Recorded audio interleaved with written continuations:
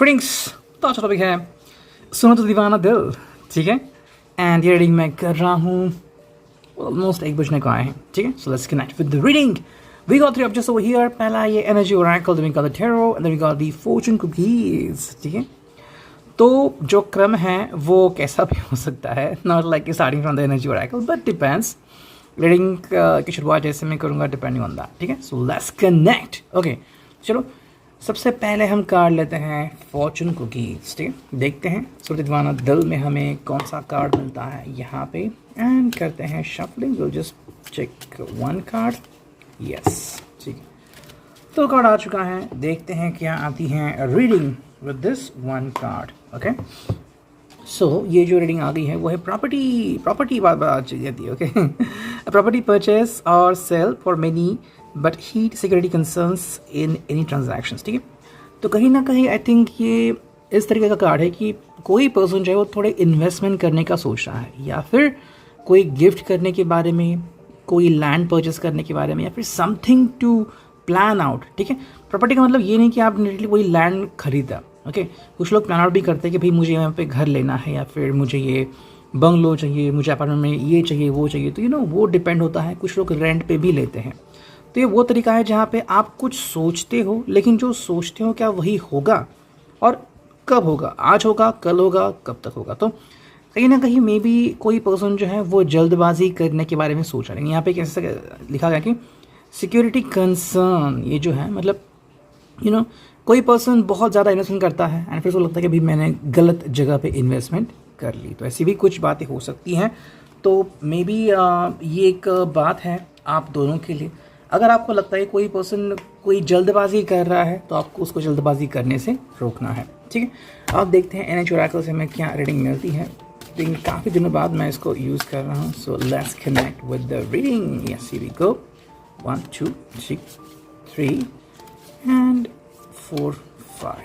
चलो, तो 5 कार्ड आ चुके हैं। देखते हैं क्या आता है रीडिंग इन दिस 5 कार्ड्स, ठीक है। दिया गया पहला कार्ड जो कि है दी थिंकिंग वुमन। थिंकिंग वुमन यहाँ पे आ चुका है। क्या है इसका मतलब? इट क्लियरली मेंशंस कि भाई थिंकिंग वुमन का मतलब है that you need to understand few things, right. कोई बहुत सोच रहा है, मे बी आप हो सकते हो या फिर आपका पर्सन हो सकता है, ठीक है। थिंकिंग वुमन का मतलब ये नहीं है कि ये जेंडर स्पेसिफिक है। ओके, ये आपको अप्लाई हो सकता है अगर आप में ये सिचुएशन आ जाती है, फिर अगर उनमें वो सिचुएशन आ जाती है तो शायद ये उनके लिए भी अप्लाई हो सकता है, या फिर दोनों के ऊपर भी, ठीक है। कि बहुत ज़्यादा सोचना है। कई बार क्या होता है ना कि हम किसी को अगर कहते भी हैं तो वो पर्सन हमारी नहीं सुनता। ओके, फिर हम कहते हैं कि भाई क्या करें। देखो, जब हम किसी का गुस्सा, किसी का प्यार शेयर करते हैं तो हम चाहते हैं कि हम उस पर्सन का दुख भी शेयर करें, लेकिन किसी किसी को दुख बांटना अच्छा नहीं लगता। या फिर कोई पर्सन कहते हैं कि हाँ तुम तो मेरे ऊपर हंस रहे हो। तो कुछ अलग चीज़ें होती हैं यहाँ पे। तो what is very essential over here, thinking woman का मतलब है कोई पर्सन को या तो बहुत सोचने की ज़रूरत है, या तो बहुत ही ज़्यादा सोचना है और उसको अभी कम सोचने की ज़रूरत है, ठीक है। तो अगर कोई एंग्शियस है, किसी को नींद नहीं आ रही है, सोच रहा है कि फ्यूचर क्या होगा, कैसे होगा, गलत जगह पे इन्वेस्टमेंट हो रही है, फिर ये तो कि भाई अभी एक्शन लेना चाहता है। जैसे कि कुछ लोग हैं जो चाहते हैं कि उनकी शादी जो हो जाए वो विंटर में हो जाए, जबकि जैसे कि हम दिवाली कहते हैं उस टाइम कोई लोग शादी करते हैं। किसी को लगता है कि भाई समर सीजन में शादी हो जाए। अलग अलग चीज़ें होती है। किसी को लगता है कि वहाँ उस समय शादी होती है, किसी को लगता है कि अब शादी हो जाए, किसी को लगता है कि भाई जब मौका मिले, जब मेरे कुछ कज़िन हैं या फिर जो कुछ बाहर गए हैं वो जब आएंगे वापस तो पूरी फैमिली मिलके ये सब सेलिब्रेट कर सकते हैं। तो अलग अलग तरीके होते हैं। तो या तो अगर कोई सीरियसली इस बात को ले रहा है, या फिर कोई लग रहा है कि नहीं अब ये हो सकता है, फिर किसी ने कुछ कहा और आप नाराज़ हो गए हो, तो इसके बारे में हो सकता है। सेकेंड जो कार्ड है वो है जर्नी। इसका मतलब है कि भाई everybody should be ready to start his और हर ओन जर्नी। हम सबको अपनी अपनी जीवन शैली कभी कभी बदलनी पड़ती है, लेकिन जो हमने कहा है ना कि भाई मुझे रास्ता तो नापना है, मुझे रास्ता तो तय करना है, तो वो ज़रूरी है। ओके, फॉर एग्जाम्पल मान लो आपके पास एक काम है तो आपको वो काम करना ही है, राइट। तो चाहे वो काम आपका एज अ CEO हो, एज अ एम्प्लॉयर हो, एज एम्प्लॉई हो, चाहे आपका छोटा सा बिजनेस ही क्यों ना हो, आपको वो करना ही होगा। क्योंकि अगर आपने नहीं किया तो लोगों के ऊपर फ़र्क पड़ सकता है, असर भी पड़ सकता है। ओके, जैसे कि अभी देखो, मैं कल गया था दूध लाने के लिए, तो उसने कहा था कि भाई अभी रिसेंटली वो 9:30 बजे तक दुकान खुला रखता है। तो कल सर दर्द हो रहा था मुझे थोड़ा, तो मैंने कहा कि मैं लेट रहा, तो उसको मैंने कॉल किया, उसने उठाया नहीं।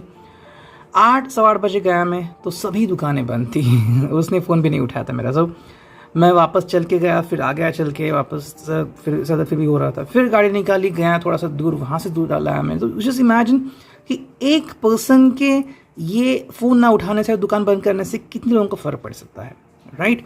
और मेरे तो ज़िंदगी में क्या होगा मैंने आपको बता दिया, it's just a small thing, not a big thing. लेकिन अगर हम इस चीज़ के बारे में सोच रहे कि अगर आपने कोई ऐसी चीज़ नहीं की जो आपको करनी है, जो आपकी रिचुअल है, जो आपका कर्तव्य है, तो क्या हो जाएगा, you just can understand. Next card है वो है indecision. That's something which is very important over here. देखो इनडिसीजन का मतलब क्या होता है ना, कई बार हम फंस जाते हैं, फिर अटक जाते हैं। ये वर्ड काफ़ी प्रॉम्प्ट है। जैसे कि मानो अटक जाना, मतलब कि अगर किसी ने कहा कि if you love me you can do something for me, okay. अब ये डू समथिंग कुछ भी हो सकता है, आइसक्रीम लाने से लेके सेक्सुअल थिंग्स तक। किसी को लग सकता है कि ये जस्ट इट इज़ गुड, किसी को लगता है ये तो बहुत ही बुरी बात है, ओके। तो ऐसे में क्या करूँ या ना करूँ? तो ऐसे में अटक जाना, या फिर यू नो कि आपकी फैमिली कुछ और कह रही है, आपका प्यार कुछ और कह रहा है, आपका दिल किसका साथ देगा, राइट। तो ऐसे में इन डिसीजन अगर बन जाता है तो हम डिसीजन नहीं ले पाते, तो हम क्या कर सकते हैं, कुछ नहीं, वेट कर सकते। तो ये अगर बात आपके उनके साथ हो गई है, कहीं ना कहीं किसी पर्सन ने या तो उनको इस एक सिचुएशन में डाल दिया है कि वो कोई भी टर्न नहीं ले सकता, ना ही वो आपको कह सकता है कि भाई this is the way out which I thought, या फिर मुझे ऐसा करना है वैसा करना। तो आप सोचो खुद आप क्या करोगे, राइट। तो ये बात यहाँ पे आती है। एंड जो फिनाले कार्ड है वो है deceit. That is something over here. अब डिसीट का मतलब कंप्लीटली ये नहीं होता है कोई पर्सन आपका साथ छोड़ गया फिर आप उसका साथ छोड़ के चले जाओगे। जैसे कि एक मूवी मैंने देखी थी, अब मूवी का मैं बात कर रहा हूँ कि एक लड़की का पूरा मतलब क्या उसे कहते हैं, परीक्षा लेती है कि क्या तुम सच में मुझे प्यार करते हो। अपना चेहरा नहीं दिखाती कि अगर मैं बदसूरत हुई तो, या फिर आपको मुझे मेरा नाम भी नहीं पता वगैरह वगैरह, मेरा रिलीजन ये हुआ वो, तो वो कहता है कि आई डोंट केयर, आपकी आंखें बहुत अच्छी हैं, आप बोलती बहुत अच्छी हैं, and I just want to be with you. लेकिन ऑन द मोमेंट जब वो मिलने वाला था, शादी करने वाले थे, उस मोमेंट वो नहीं मिल पाती, कुछ हादसा होता है। अब उसे लगता है कि वो जानबूझ के नहीं है, दरअसल वो जा चुकी होती है पृथ्वी छोड़ के। सो जस्ट इमेजिन, किसी को लगता है कि उसने धोखा दिया, क्या धोखा दिया? नहीं, वो तो नहीं थी पृथ्वी पे, वो तो चली गई थी, राइट। तो डिसीट का मतलब ये भी हो सकता है कि मान लो कि कुछ प्लानिंग की, प्लानिंग सक्सेसफुल नहीं हुई और आपको लगा कि उसने ये किया। फिर जैसे कि मानो मे बी इनको आपके लिए केक लाना है और आपको एक दुकान से केक नहीं अच्छा लगता, या फिर किसी फ्रेंड से बनाया हुआ केक और आप उन्होंने वहीं से ला दिया, तो आपके हिसाब से डिसीट हो गया, राइट। तो कभी कभी चीज़ें बहुत बड़ी नहीं होती, छोटी होती, लेकिन हम इस छोटी बात को लेके भी बहुत नाराज़ होते हैं। तो ये एक प्रकार का एक अंडरस्टैंडिंग हमें यहाँ पे दिख रही है, जो मिसअंडरस्टैंडिंग भी क्रिएट कर सकती है, ठीक है। और अब फाइनल देखते हैं ये टैरो, देखते हैं क्या रीडिंग आती है फ्रॉम दिस टैरो। वाह, चलो पहला कार्ड, ओके, 2 3 4 5, अब देखते हैं एक और कार्ड आता है क्या। आ गया, चलो, I think that's enough for us today. देखते हैं क्या है रीडिंग। एंड जो पहला कार्ड है वो है 4 ऑफ स्वॉर्ड्स। यहाँ गया पहला कार्ड, क्या है इसका मतलब? जेमिनी, लिब्रा, एक्वेरियस, ये तीनों साइन आ गए। बड़बोले साइन भी होते हैं, जस्टिफिकेशन भी बहुत मांगते हैं, नाराज़ भी बहुत जल्दी होते हैं। तो 4 ऑफ स्वॉर्ड्स का मतलब क्या है कि भाई स्टिल बी देयर, मतलब मन को शांत करना है, ये पहली बात है। Be still in your own mind, शांत मन से विचार करो तो हल ज़रूर निकलेगा। कभी कभी हम बहुत जल्दबाजी करते हैं, तो सोच दीवाना दिल में क्या है कि भाई अगर वो चाहते हैं कि आप उनसे बात करो, ज़रूर करो। अगर उनको थोड़ा समय चाहिए तो थोड़ा समय दो, डिपेंड्स। जब सही मोमेंट आ जाएगा, आपका दिल, उनका दिल खुद ब खुद समझ जाएगा। जैसे कि जब टावर को रेंज मिलती है तो टावर रेंज भेजता है, और मोबाइल फ़ोन चालू होता है तो मोबाइल फ़ोन भी रेंज कैप्चर करता है। तो ये उसी प्रकार से होता है। सेकेंड जो कार्ड है वो है 4 of cups, cancer, Scorpio, Pisces. Well may be आप एक मिराकल के बारे में सोच रहे हो, या फिर something that could be happen in just no time, any हो सकता है। कभी कभी हम सोचते हैं कि भाई काफ़ी कुछ ऐसा हो जाए जो हमारी ज़िंदगी बदल दे, ओके। मे बी आप कोई स्पार्की नाइट के बारे में सोच रहे हो जो आपने हाल में बिताई हो, मे बी रोमांस हो गया हो, फन हो गया हो, ना आपको वो चाहिए वापस से, डिपेंडिंग ऑन कब होगा, नहीं होगा, जल्द होगा, या फिर आप बस ये सोच रहे हो, तो उसके बारे में भी ये हो सकता है, ठीक है। थर्ड जो कार्ड है वो है 3 of swords, Gemini, Libra, Aquarius, my cat over here, okay. बारिश हुई अब है यहाँ पे, तो आ गए अभी। 3 ऑफ स्वॉर्ड्स का क्या मतलब है? कभी कभी जो हम चाहते हैं वो नहीं होता, ओके। जैसे कि मान लो आपको उनसे मिलना है और मान लो कि उनकी फैमिली नहीं चाहती आप उनसे मिले, या फिर उनके फ्रेंड्स ने कुछ कहा और आपने फिर कहा कि मैं अभी आपसे कभी नहीं मिलूंगी। तो जस्ट इमेजिन कि किसी का कुछ कहने से कितना सारा फर्क पड़ता है। तो 3 ऑफ सॉर्ड्स का मतलब क्या है कि कहीं ना कहीं किसी का दिल दुखेगा ऐसा नहीं है, लेकिन शायद किसी का दिल खुद ब खुद हर्ट हो सकता है। ओके, और उसके लिए कोई स्पेसिफिक वजह हो ये भी इंपॉर्टेंट नहीं है। छोटी सी वजह भी आपको दर्द दे सकती है, तो आपको या फिर इस पर्सन को दर्द लेने से परहेज करना है। Be yourself and be still.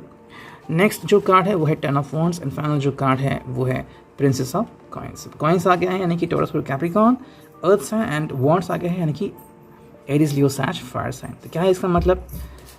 या तो कोई पर्सन जो है वो बहुत ही ज़्यादा रिस्पॉन्सिबिलिटी ले रहा है, या फिर हर किसी का दिल खुश करने की कोशिश कर रहा है, जो कि इम्पॉसिबल टास्क है। ओके, अब जैसे कि अगर कोई चाहता है कि मैं हर एक व्यक्ति के दिल की बात यहाँ पे कहूँ तो इम्पॉसिबल है, it can not be possible, right. Similarly ये आपके ऊपर है, अगर आप दोनों एक दूसरे का दिल समझना चाहते तो शायद मे बी 70 मैक्स 80 to 90% समझ सकते, 100% नहीं समझ सकते, राइट। बच्चे तो अपनी माँ को भी बोलते हैं कि तुम ये नहीं समझ सकते, तो आप दोनों क्या हो, just imagine about that. And princess point का मतलब है कि कोई पर्सन शायद बहुत कुछ शेयर करने को तैयार है, लेकिन कोई पर्सन या तो वो लेना नहीं चाहता। Maybe somebody is ready to kiss और टू हग और just to spend the life with you without any compromise, लेकिन ये पर्सन शायद चाहता है कि नहीं, हमें अपना स्थान प्रबल करना है, या फिर हमें सबकी सहमति चाहिए। Everybody should say yes to our marriage, या फिर everybody should be ready to be with us. तो अगर ये बात है तो शायद कोई पर्सन समय देना चाहता है और कोई पर्सन समय नहीं देना चाहता। तो ये 2 बातें यहाँ पे हो सकती हैं। जिसको जो रेजोनेट हो आप वो ले सकते हैं। इट्स रीडिंग आप इट रेजोनेट। Thank you.